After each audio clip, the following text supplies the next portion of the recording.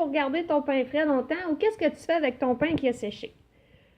Bon, pour garder mon pain, il n'y a pas 56 000 solutions. Là, il y en a qui vont vous dire que leur méthode est la plus meilleure, mais je pense que toutes les méthodes s'équivalent pas mal. Vous avez le choix, un sac à pain en tissu, un sac à pain en papier, une boîte à pain, un sac à pain en plastique, un linge à vaisselle.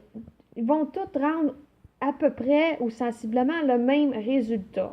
Moi, la seule chose, quand je peux, je mets mon pain comme ça. Pourquoi je le mets comme ça? Parce que l'humidité, au lieu de s'évaporer dans l'air, elle va s'évaporer dans le pain. Donc, il toffe un petit peu plus longtemps, à moins que ce soit psychologique, mon affaire. Autre chose, mon pain qui a séché. Bon, là, la majorité des gens vont vous dire « Hey, fais des croûtons! » Oui. « Hey, fais de la chapelure! » Oui, mais on n'en mange pas beaucoup ici, de la chapelure, puis on ne mange pas beaucoup de croûtons non plus. Par contre, il y a une façon super simple de pouvoir rattraper votre pain sec. Je vais vous la montrer aujourd'hui. Parce que oui, mon pain sec, éventuellement, va se rendre jusqu'aux animaux, les poules, les cochons, etc. Donc, ici, j'ai mon pain là, qui est sec. Là. Je l'ai fait sécher exprès pour ça. Ce que je vais faire, c'est super simple. Je vais ouvrir mon robinet, puis je vais passer mon pain rapidement en dessous du robinet. Je vais faire la même chose avec les croûtes. On s'entend qu'on ne le laisse pas des heures et des heures en dessous de l'eau. On fait ça rapidement. Puis, je vais le mettre au four à 350, à peu près 10-15 minutes. Vous allez pour... Oups! Vous voyez, hein? Je vais le mettre au four à peu près 10-15 minutes. Puis, restez proche de votre four parce que vous allez devoir vérifier. Donc, je vous reviens dans 15 minutes.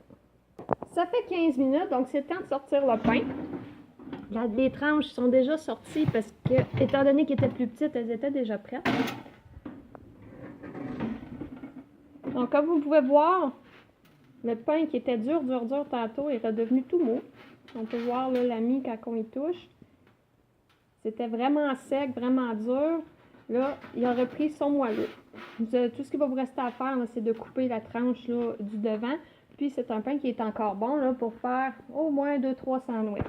Je peux vous montrer aussi là, avec la tranche de pain ici. On voit là, elle était dure. Maintenant, elle est rendue. Vous voyez, là, je viens de couper la tranche du devant. Là. Ça, c'est l'intérieur du pain là, qui était hyper rigide. Là. Il n'y a pas... Regardez-moi ça. Comme je vous disais, on passe ça rapidement en dessous de la chapelure. On envoie ça dans le four à 350 pendant 10-15 minutes.